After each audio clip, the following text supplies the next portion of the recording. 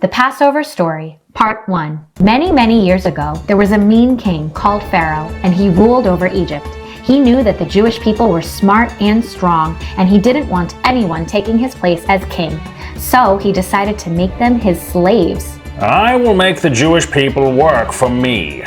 Then they will always know that I am king. The Jewish people, of course, did not want to be Pharaoh's slaves. It was not a fun life. They worked all day digging and building Pharaoh's empire. Tired and sore, they yearned for their freedom. The Passover Story, Part 2. It was a really tough life for the Jewish people. They wanted to be free.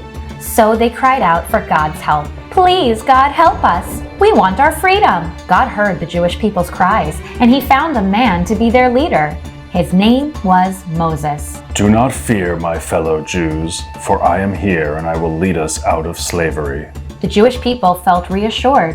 First, Moses tried talking with Pharaoh. He said, God wants you to treat the Jewish people with kindness. Please let them go and live in freedom. But Pharaoh refused. Never! I will not let them go. Moses did not back down.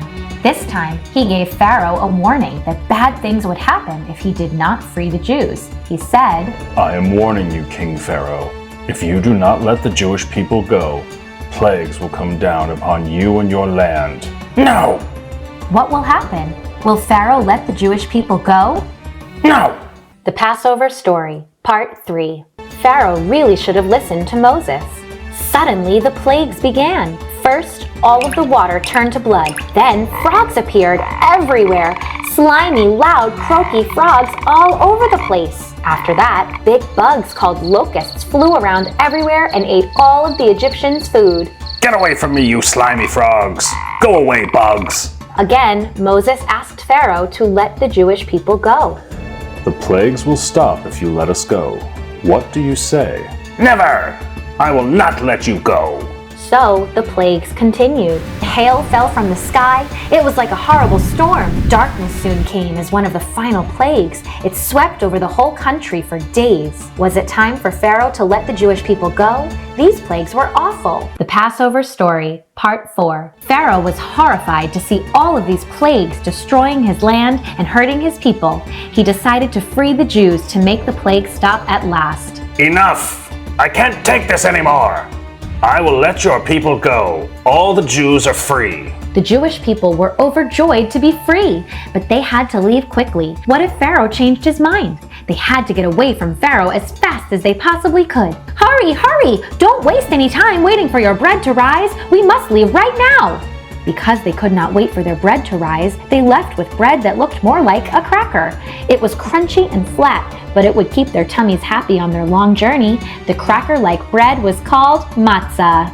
The Passover Story, Part 5. Just as the Jewish people were escaping, Pharaoh doubted his decision to free them. He decided to make them come back and be his slaves yet again. Guards! Bring the Jews back. They must be my slaves again. The Jewish people ran and ran. They ran until they reached the Red Sea. Oh no! How would they cross it? The water was so deep and it was too far to swim. They feared that they would have to go back to Pharaoh and become slaves again. Let's ask God for another miracle. Oh God, please help us once again. Help us cross the sea and get away from Pharaoh. Suddenly, the sea parted and there was safe ground to walk across. The Jewish people couldn't believe their eyes. God had made another miracle occur. They walked all the way across to safety and freedom. Hooray! Sing it with me, Sara.